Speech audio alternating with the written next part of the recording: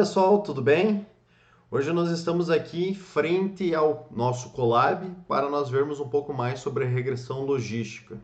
Então a gente está utilizando então esse notebook do Colab para fazer todos os nossos scripts, comentários, enfim, rodar todas as nossas análises dentro desse nosso notebook do Colab. Então, primeiramente, a gente vai fazer a leitura de todos os pacotes que a gente vai acabar utilizando nessa nossa análise de dados. Então, vamos fazer o import do Pandas, SPD, import do NumPy, SNP. Vamos também importar a biblioteca Linear Model do sklearn. Também vamos fazer o import do Matplotlib e do Seoborn. Feito isso, nós temos o seguinte, então, vamos trabalhar com o banco de dados que está alocado no meu GitHub, luaport 10, e esse é o link de acesso à nossa planilha de CSV do meu GitHub. Então, vamos fazer a leitura dessa planilha atribuindo ao objeto data, então data igual da biblioteca do Pandas, a gente gostaria de estar utilizando a função read_csv, e dentro dessa função a gente acaba utilizando todo o nosso link disponibilizado dessa planilha através desse link dessa planilha que está alocado no meu GitHub. Após isso, nós vamos poder dar uma visualizada breve, então data.head, para nós visualizarmos a estrutura desse nosso data frame. Então nós temos as colunas N, latitude, longitude, class, underline, espécie, B0 até B4 GCV. E alguns outros tutoriais de R, vocês viram a diferença entre esse data frame e o do R, onde que nesse caso no Python a gente acaba utilizando o class underline espécie para o nome dessa coluna, ao invés de só class, uma vez que class é uma palavra reservada do Python, certo? Então vamos partir para a manipulação dos dados. Então antes de nós entrarmos na questão da regressão logística, a gente precisa manipular esses dados, então esse data wrangling. Então, primeira coisa, nós temos então essa class espécie, ela está representando aqui o soybean, mas ela tem basicamente duas classes, soybean e corn. Para tal, a gente precisa transformar essa coluna para valores de 0 e 1. Então, para isso, a gente utiliza outra função do Pandas, né? pd.getDummies, certo? Então, a gente vai fazer dummies a partir de uma variável ou uma coluna que está como um string, apesar de ser um fatorial. Então, para isso, só que se a gente acabar utilizando só o pd.getDummies, a gente vai ter apenas a coluna ou as colunas desse dummy em si. Então, a gente vai unir esse getDummies com a questão do concat. Então, a gente vai fazer um getDummies, onde ele vai fazer um output de uma ou duas colunas, quando a gente utiliza o drop first igual a true, de uma coluna apenas, e vai fazer essa união com as demais colunas presentes no nosso data frame. Então vamos rodar isso aqui para nós vermos o que acontece. Então vamos ver aqui, nós temos a mesma estrutura, N, latitude, longitude, class, underline, espécie, B0 até B4 GCV, com a adição da nossa coluna representativamente de dummy, então da classe com o nome soybean. Então soybean, onde for soybean, né, nós temos o valor de 1, e onde não for soybean, nós vamos ter o valor de 0. Vamos dar um head 55 só para nós vermos até isso. Então corn, nós temos 0 para esse valor aqui. Só que como a gente acabou rodando duas vezes aqui, eu vou retirar isso aqui e eu vou rodar novamente lá em cima o nosso data. Certo? Então acabamos subscrevendo a mesma função do código aqui em cima, então gerou uma nova coluna que a gente acabou desfazendo nesse caso agora. Certo? Então nós voltamos aqui com essa coluna soybean para soja e representando por 1 e 0 para corn. Certo? Um passo do data wrangling está realizado. O segundo passo é realizar esse reshape. Então nós precisamos ter o nosso x, que são as nossas variáveis preditoras, com a questão desse reshape. Então vamos rodar isso aqui, e o nosso data nós também precisamos isso selecionado apenas a coluna da nossa label em si. E vamos visualizar então o x, o que nós temos no x. Então é um array de uma coluna só, e aqui a gente poderia adicionar quantas colunas a gente gostaria como valor para fazer a predição de uma variável resposta, que no caso é o y.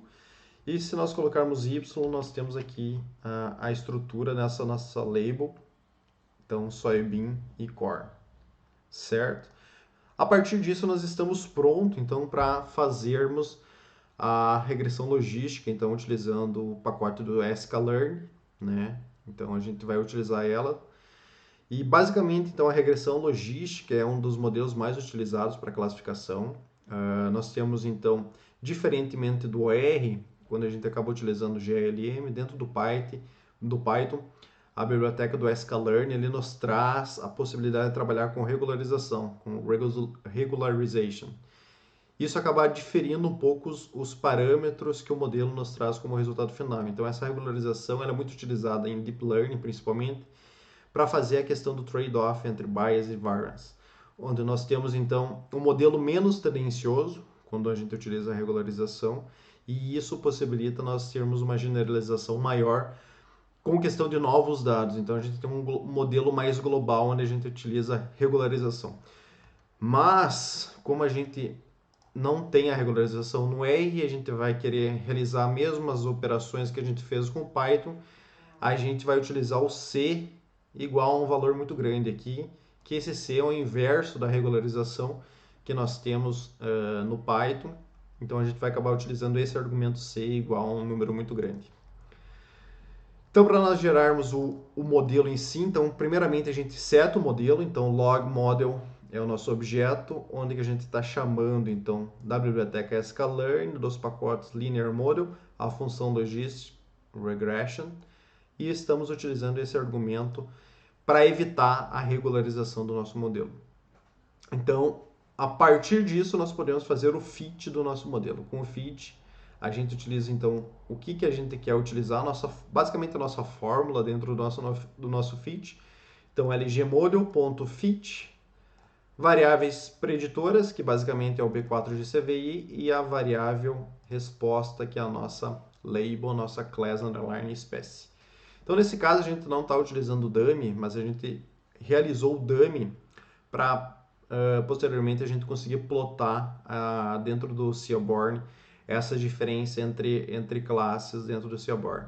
Então, dentro do sklearn, ele não necessita transformar para dummy, o resultado seria o mesmo. No entanto, quando a gente quer fazer o plot disso, a gente necessita fazer essa mudança, certo? Vamos rodar isso aqui.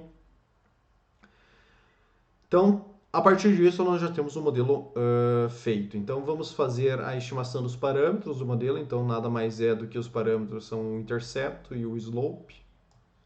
Então, vamos rodar isso aqui. Temos, então, menos 3,57 para o intercepto. E o nosso slope é menos 1,56. Temos então esses parâmetros do modelo, então a partir desse modelo a gente consegue fazer novas projeções. Claro, aqui a gente está utilizando todo o nosso banco de dados para fazer o modelo e não utilizando como deveria ser realizado através de particionamento do nosso dataset entre base de treinamento, base de validação e base de teste. Então, para realizar a nossa predição do modelo, como exemplo, a gente vai basicamente realizar a predição com os valores de B4GCV que nós já temos, que foram utilizados para realizar o modelo. Isso não é recomendável. No entanto, a gente vai utilizar isso uma vez que a gente não está trabalhando com a questão da validação cruzada, utilizando alguma das estratégias de validação cruzada que pode ser implementadas, e basicamente a gente está utilizando toda a base para fazer o treinamento e estamos utilizando toda a base também para fazer a validação. Então nós podemos verificar aqui, então nós temos as primeiras 50 observações, que vai dar 1, 2, 3, 4, 5. Então as primeiras 50, 2, 3, 4, 5, 6, 7, 8, 9, 10. Aproximadamente aqui, eu acredito, seriam as observações com apenas soybean. E a partir daqui seriam as observações com corn. Nós vemos que nós temos alguns erros, né? Aqui com certeza a label era corn, no entanto está predizendo soybean. E a mesma coisa acontece aqui, que a label seria soybean, está predizendo corn. Mas, no entanto, a gente está utilizando apenas uma variável preditora e geralmente a gente tem muitas variáveis preditoras, até o caso de utilizar algum modelo de redução de dimensionalidade que é muito comum a gente ter várias features, que se chama isso.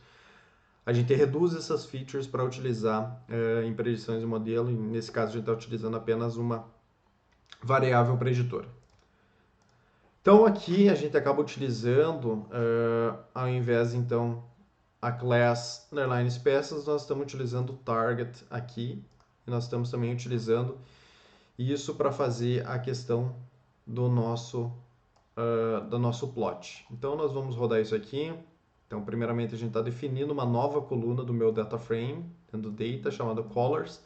Estamos utilizando uma função do NumPy, where, então onde o meu data class underline espécie for soybean, nós temos green, restante nós temos yellow. Basicamente é isso que nós está direcionando com isso. Então isso vai ser realizado para fazer o plot posterior do nosso das cores dos nossos marcadores. Então dentro da biblioteca Seaborn nós temos a função regplot. Então nosso x vai ser b4 de CVI, nosso y vai ser a nossa variável dummy que a gente criou, então soybean, data igual a data. Nosso marcador eu gostaria que fosse, ao invés de muitas vezes utilizar o ponto, então o quadrado, squared, logistic igual a true para nós plotar então essa regressão logística, e o intervalo de confiança, então confidence interval igual a none. Então não quero nenhum intervalo de confiança nesse caso. E aqui basicamente é para a questão da modificação das cores. Então scatter underline KWS significa que eu quero modificar os pontos, né, desse meu plot, e line underline KWS eu quero modificar a questão da minha regressão, então essa linha de regressão logística do meu plot. Então gostaria que as cores, as faces das cores sejam em função do que a gente criou aqui em cima, né, essa nova coluna. E também gostaríamos que a edge color, então, seja igual a cá. Isso possibilita que as cores sejam mais sólidas do que propriamente tons de, como se fosse um alfa. E também gostaríamos que a cor da nossa regressão seja black, o line style, então é o tipo da linha, nós queremos que seja um tracejado. Apenas modificando, então, o eixo Y, então plt.ylabel, isso vem do pacote matplotlib. Então nós queremos que no eixo Y seja target. Rodamos tudo isso aqui para nós vermos o nosso resultado. Então nós temos aqui um gráfico muito típico, né, da regressão logística, onde nós temos basicamente os pontos abaixo, então 0 era corn e 1 são soybean, são soja. E aqui está o nosso modelo, onde que basicamente a interpretação que nós temos é que se o modelo está predizendo valores acima de 0,5, esse modelo essa probabilidade no modelo ele vai me trazer como a label, como a classe soybean. Abaixo de 0,5, nosso modelo vai trazer a classe de corn, amarelo nesse caso. Então, nós podemos ver que se nós colocarmos o ponto aqui, nós temos alguns valores de soja, alguns valores de milho, que está tendo possivelmente problemas de classificação, mas isso visto que a gente está utilizando apenas uma variável preditora e sem a questão também do treinamento, validação e também da base de teste. Certo, pessoal? Muito obrigado por assistir esse vídeo e até mais.